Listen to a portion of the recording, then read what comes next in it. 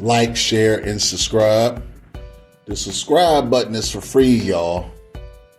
I'm here to talk about the Keefe D book, Compton Street Legend. We're going to read the aftermath of the main event of the hit and the assault of Tupac Shakur, as well as Baby Light. So, I'm going to give y'all my thoughts after we finish reading this particular section of the book. And y'all send y'all comments. Lights, camera, action.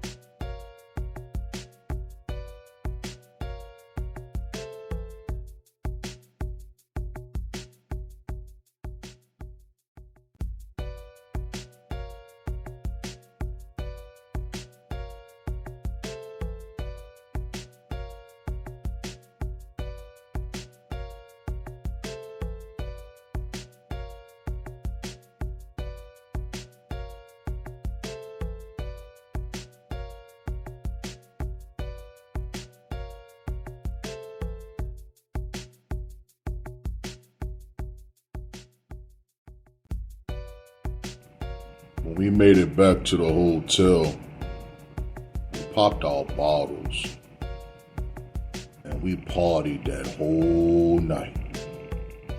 We smoked our weed, we enjoyed ourselves, and we played it like what we supposed to do in the first place. Conflict had not been on our agenda. That was the original plan. Instead of being with us, C-Ray was still out partying like the asshole that he is. Partying at the MGM hotel, just hanging out at the club, doing absolutely nothing. Knowing that we was in a situation with Tupac. Someone from the other Crip set pulled his coat. Good. You better get the F up out of here. You ain't heard what happened to your homeboys? And what they just did, cuz? C-Ray left the club, came over to the carriage house. Once he found out something went down, his stupid ass was asking like, "What happened, y'all?" He was like, "Nothing." In the back of my mind, I knew that nigga was going to snitch anyway. And come to find out, my black ass was right. That nigga eventually snitched on us anyway. After partying most of the night in Vegas, we left the next morning. We rolled by it and scooped up the caddy from where we ditched it that night. Before the night of the shooting, the gun was placed on one of the tires of the Cadillac. But when we went back to get the car the next day, the gun wasn't there. We was like, what the F? We jumped on the freeway to head back to Compton. At one point, we got around the rest area at the bar stool. A white sheriff car followed us at least about 10 miles before it turned off.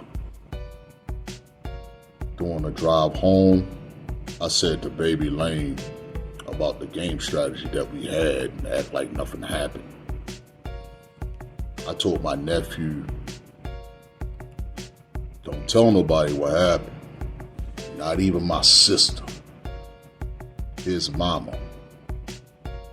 Don't say a mother effing thing, I said to my nephew. Lane was like, sure, Unc. I ain't gonna say nothing. When we made it home, the streets was spooked. I don't know why they was spooked, because we don't know what the hell happened. Inquiring minds want to know. Niggas around the way was like, yo, good. What happened in Vegas, cuz? We was like, nothing. Once we got back to Compton, the caddy sat there for a couple of days. Then we took her to the paint shop to get a paint job, to clean up the dirty acts we did in Vegas when we rented the car, and to cover our tracks so the police won't get forensics and accurate information that went along with that shooting. The Sunday we returned, it was a busy ass day for us, man. When we got home, we watched some news reports. My uncle came over my house one early morning. He's an OG. He one of them mother effers that you don't play with on the street. He was on the porch reading an article in the newspaper. He decided to come down to my house. The article said something about Suge Knight was dry snitching on me and my nephew. He busted my house. And this is what my uncle said.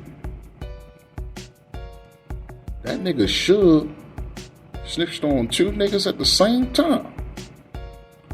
I'm like, who? He was like, Suge, did you hear what I said, nephew? Man, did you read this stuff in the article? I'm like, nah, I don't know what you're talking about, Unc. I was in the back. He said, part of the article is about your nephew, Baby Lane. If they ain't done dry snitching, then I don't know what it is, nephew. He done told on 2 mother effers at the same time. With that first newspaper article, Suge was essentially telling on my nephew. Suge could have said something else. Was in the street, stays in the street. But instead, he used my name, Keefy D's nephew. What the hell? He's a snitch. The last time I saw Big Suge, I just got out of the pen. The first time was when the Lakers were playing the New Jersey Nets, and my older brother had brought some tickets. The halfway house I was staying in permitted me to go with my brother to go see the damn game. While I was there getting hot dogs, I saw a Suge with 3 or 4 white guys and 3 brothers. When that mother effer saw me, he had that look like he was straight scared as hell, a scary ass nigga. He came and saw my ass anyway. Suge was like, nervously, Keefy D! What's up, homie? I'm glad you stay strong, man. All these niggas in my neighborhood? I'm like in the back of my mind. You the first one, B.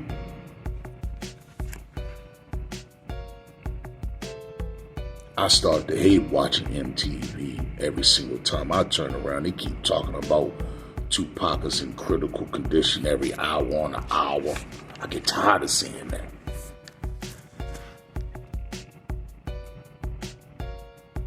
Reporters indicate that the Crips had something to do with the Tupac shooting. I was like, damn. Why they keep using my mother effing name? That's what messed my head up. Reporters keep using my effing name. That information had to come from Suge. It had to came from Suge. The same day, my Columbia brother, JC, the little brother, called. He usually laid back, but this time, there was a sense of urgency in his voice. Yo, man, we gotta meet up, man. I pulled into the gas station. I walked up to the car fast as hell. Than usual, the look on his face was scary as hell. Man, what's up, y'all? I'm like, yeah. He was like, come on, homie. You're supposed to be smarter than that, man. We have a multi-million-dollar business, Holmes. You're messing up. You're losing our vision. His words was disappointment. Very serious disappointment. Mainly because he was right. I was geeking. I did some dumbass S. I said Suge shouldn't have been doing. I had risen out of gangbanging and elevated the level to where I was running a multi-dollar business with this nigga and my family. Suge did his business in the record business. Mine was illegally in the street. My supplier JC was so scary as hell. He just said this. Y'all going to jail, man. He was a smart Colombian dude. The next day, he got his ass out of here and went right back to Colombia. At the time, little JC, I was balling. I was getting 300 keys a month. Man, I effed up bad, man. I was getting keys for like 10 G's a piece. Selling them locally for like 13 or 14 racks a pop. Selling them out of town for like 25. Little JC leaving the country put me out of the dope game for a while. I'm like, damn, I shot myself in the foot. At about 3 o'clock Monday afternoon, the action picked up. One of the leaders from the gangbanging side on our side, in the hood, he got shot 7 times in the stomach in front of the neighborhood liquor store. Damn. Talk about that's effed up.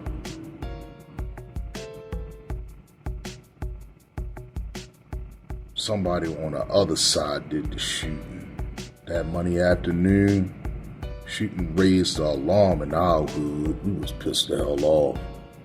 I threw a meeting, and it had to happen. I needed the youngsters to handle them young dumbass niggas from the rival neighborhoods with these gangs with the Bloods.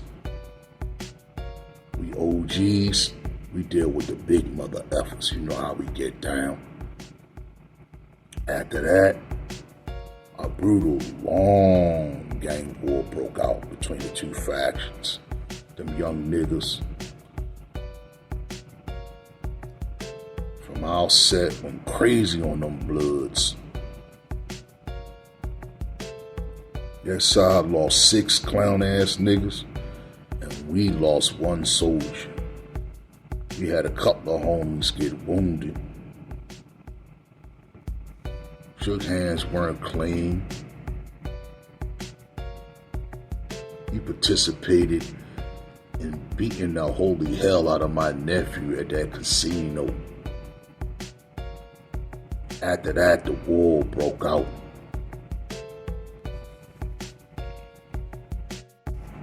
Suge spared his ass by not staying in the same spot in the valley, because we was gonna kill that nigga. Once the war broke out, he dipped and went right out of town like the coward that he is. I know because we were on his bumper. He wasn't unaware that we were stalking his house. We had a little hideaway spot in the studio city. And we were going out there every night looking for them niggas. We found out where he lived though. We had people working for the phone company, the DMV, and the courthouse. We eventually found out where that nigga was living at. We got his address. Southside had homies who were Samoans, Mexican, and it was white too, nigga. We weren't just black niggas. The next door neighbors were 2 white boy gangsters that would blow your brains out of your skull. The white boys dressed up as UPS workers. They just kept knocking on that nigga door. Suge would not answer the damn door for nothing. Another white boy was dressed up as a cop. He had a buzz cut and he had the uniform. If Suge would have answered the door, it would have been his ass. By 4 p.m., the soldiers were on the street, strapped up and ready to begin searching and seeking and destroy missions. We ain't give a damn. We wanted Suge Knight on a silver platter. By 4:10, Reggie Wright Sr. was the captain of that evening. Compton City Police was in the house. And they came at my house. I guess he finished his rounds real quick. Then that nigga jumped out of his squad car and came straight to my house. His son, Reggie Wright Jr., was the head of Death Row Security. With the battle that was going down in the streets of Compton, Reggie Wright Sr. was concerned about the safety of his punk-ass son, the corrupt-ass nigga.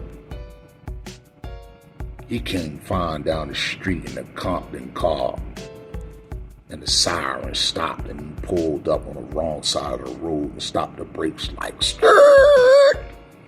He jumped out of the car and left the door wide open. Then he started screaming like a little B-word that he is.